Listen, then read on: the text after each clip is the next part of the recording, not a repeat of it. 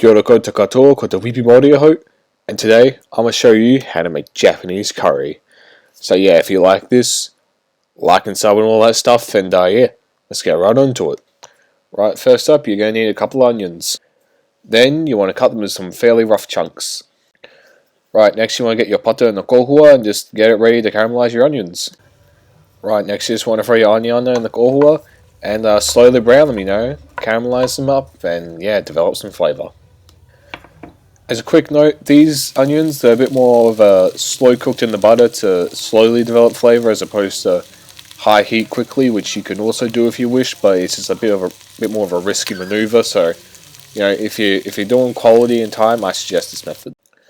Right, once your onion are all nice and caramelised and paruri, you want to add your spices to let them toast up a little bit before we add the wai. Right, so now you want to add your paprika, cayenne powder, onion powder, garam masala, garlic powder, and your curry powder.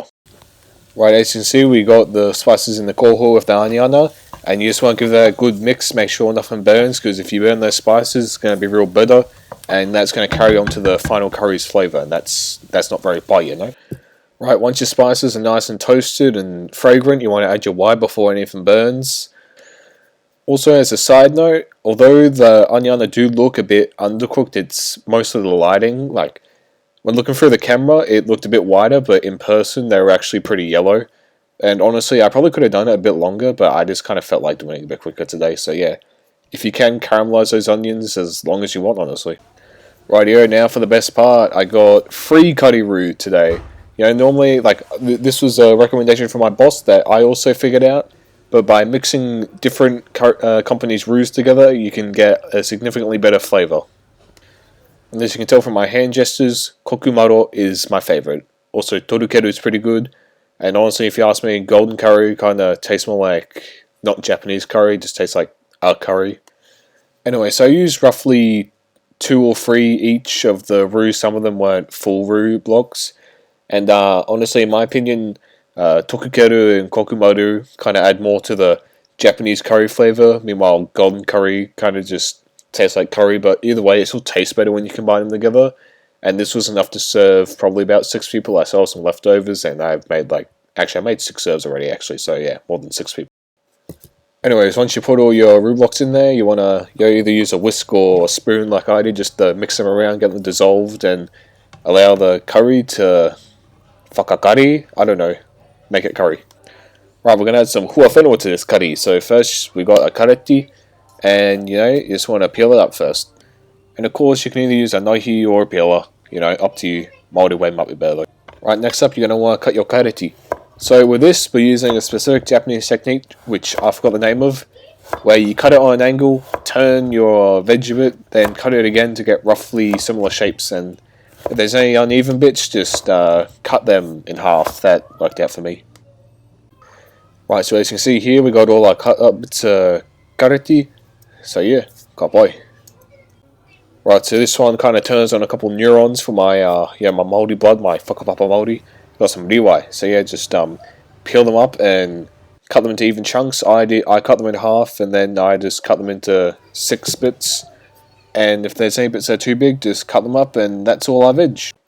Right, now for a couple of little hacks, some umami boosters, you will, which were vegan because my vegetarian mother was eating this too. So first up, we got a little hack I learnt from my boss. Some chicken seasoning packets, like you get in chicken noodles and stuff. Then next up, we got some kombu dashi, and some dried yeast, and of course a bit of shoyu at the end. It's a lot of umami, but you only have to put a little bit. Right, next up we got arai. It can be a bit contentious, Right, so yeah, just wash up your rice, and I personally like leaving it to soak for about an hour. So yeah, do that, cook it how you will. I use the kohua like an old timer, and yeah, your rice will be good. Right, as you can see here, I'm just frying up a katsu, because katsu kare is one of my favourite meals. And yeah, also get your bowl of rice. And right, next, once your raihi's done and your katsu's done, just put them together in the donburi.